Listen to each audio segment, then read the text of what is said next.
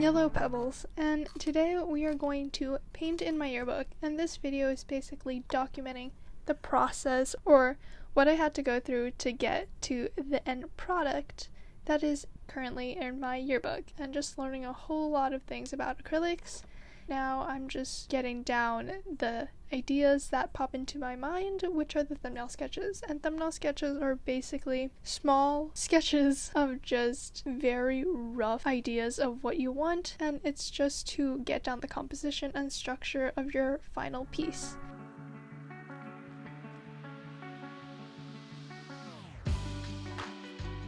So now that I'm done, we could go on to the main sketch. So I'm just preparing my piece of paper and cutting it all up so I could draw the full scale and get all the ideas hammered out, all the details finalized, so we can get to painting.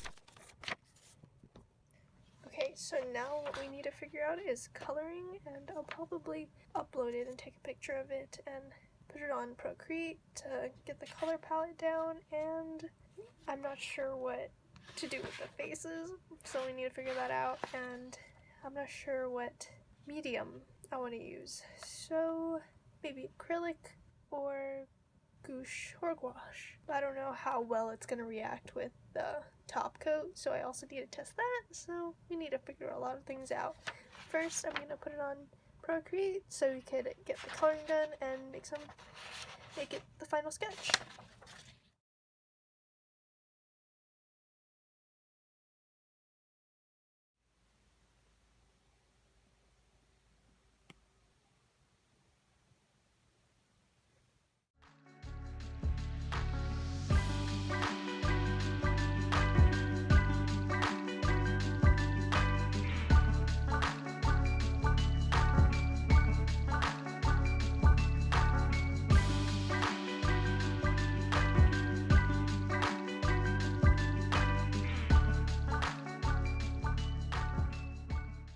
So we need to pick what medium we're doing, and I have 3 options. So first one is gouache or gouache, acrylic, or oils. If I'm doing a little bit extra, we'll see about that. Okay, so now we are gonna test if gouache or gouache is actually a qualifier in the mediums I could use, because it might smudge under the coat, so that will be out of the option if it does. Just a little bit, that's fine. Bam. Daddy. Thin layer on. Probably put on a couple more layers before we go on with the gouache. Gouache? Gouache. Second layer. You might have to go opposite. So you have to go perpendicular. And layer 3. So after a couple coats and the help with the blow dryer, we need to put on the layer of gouache. You can see where my indecision comes in, because I could choose any. Oh, I'll choose a pink. Pink. And I don't need a little bit.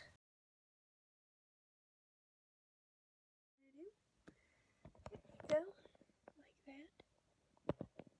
that. Okay, so now that it's all dry, I'm gonna take my Liquitex Matte Medium, and I did look it up. You could use it as a coat to put on a thin layer to see if it smudges. I'm going to put a little drop of medium on and take my paintbrush and just smudge it around, and as you can see, it's smudging real bad, so it's out of the options. So the last 2 options comes down between oils and acrylics. Now, pros and cons of either 2. For both acrylics and oils, I barely work with them, and I only painted 1 time with this, so that's pretty daunting.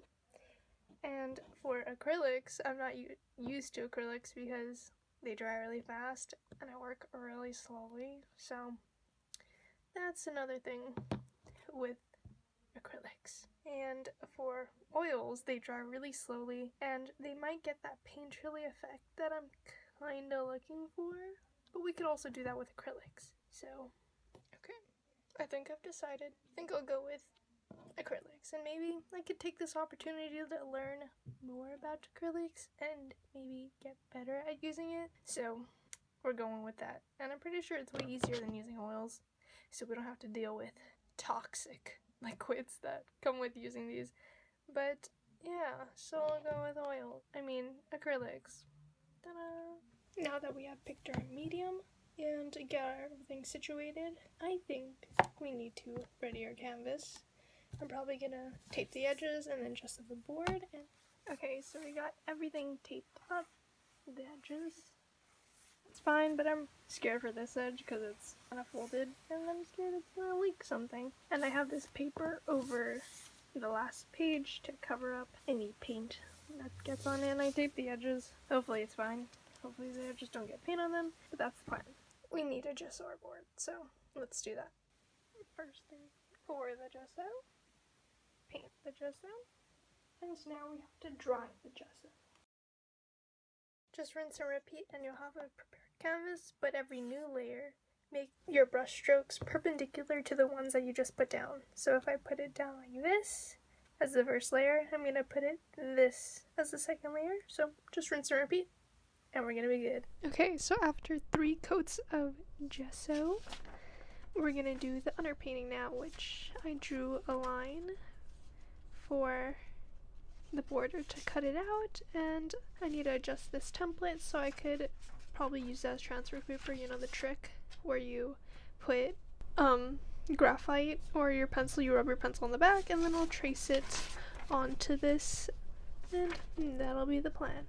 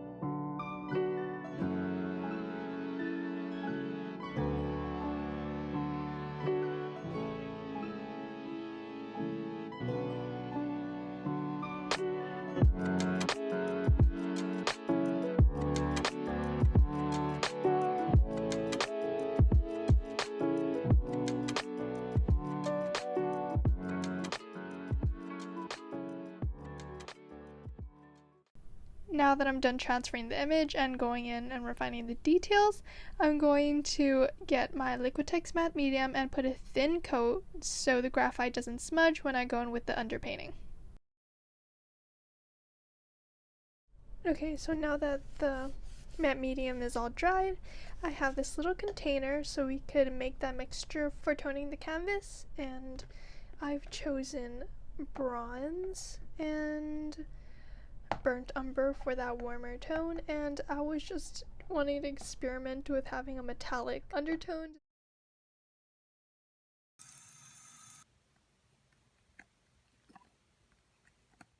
The wash is all mixed up, and I have a little container of water by me to dilute the mixture if I wanted to, and I'm just gonna go in with a very messy coat of it and let it dry. So when doing this underpaint, I really wanted to focus on getting comfortable with using acrylics while I do this underpainting, because as I said before, I don't really use acrylics, so I wanted to really get comfortable and learn the medium while doing this. And I'm going in with just the shades and the highlights, and it's much easier to work in one color than to work in many colors. This really helped me to understand where the shadows are without the colors distracting me or overwhelming the process. Building up the shadows took quite some time because after every layer I wanted it to dry so we could really build up the shadows and maybe make the highlights more pronounced without adding white to it.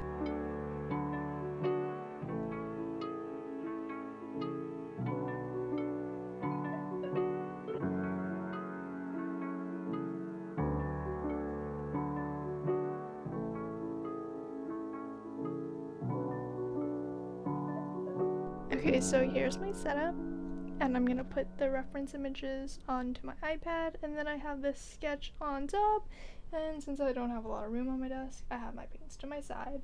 So let's get started.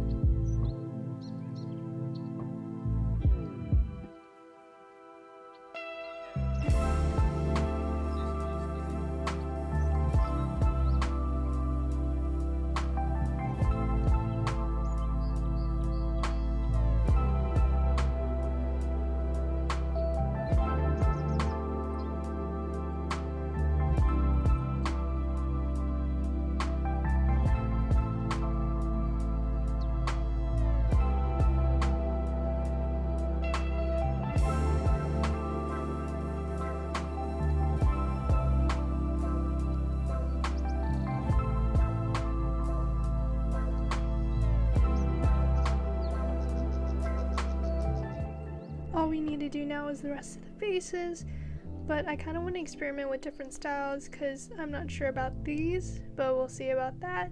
So now all we need to do is the background and the border, and we'll all be done. Yay! Okay, so I've already painted my border and I added tape so it could have a clean edge, and I did my borders first instead of the background, even though I cleaned it up a little bit, went over with the same color, that cream color, is because I need to think on what to do with this background, and I was just thinking of keeping it like this, but it looks a bit plain, so I guess we'll see what will happen with that, but let's get to peeling some tape.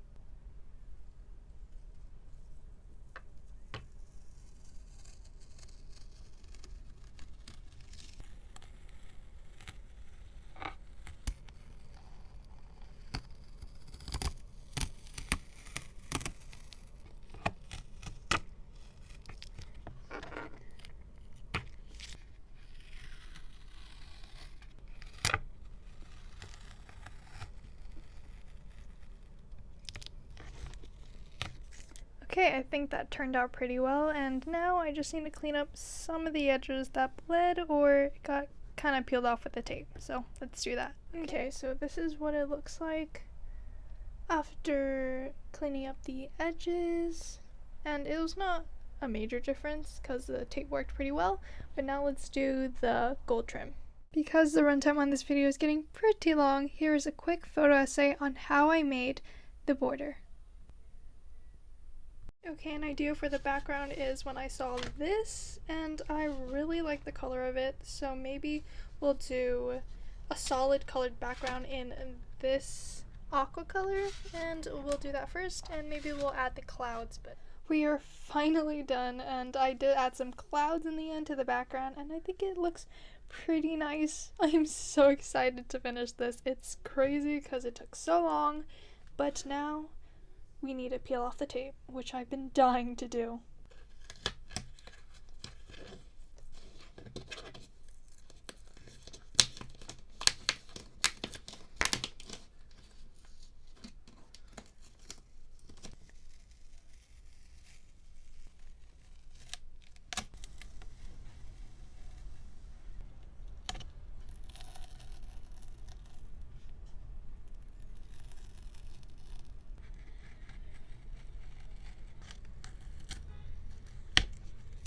So I'm finally done, and I peeled off all the tape, and I did put a coat of matte medium on top to seal in everything so it doesn't get ruined. So it turned out so nice. I'm so glad it's done. Honestly, it took so much time. I'm just really happy with it. So let's get some shots of this.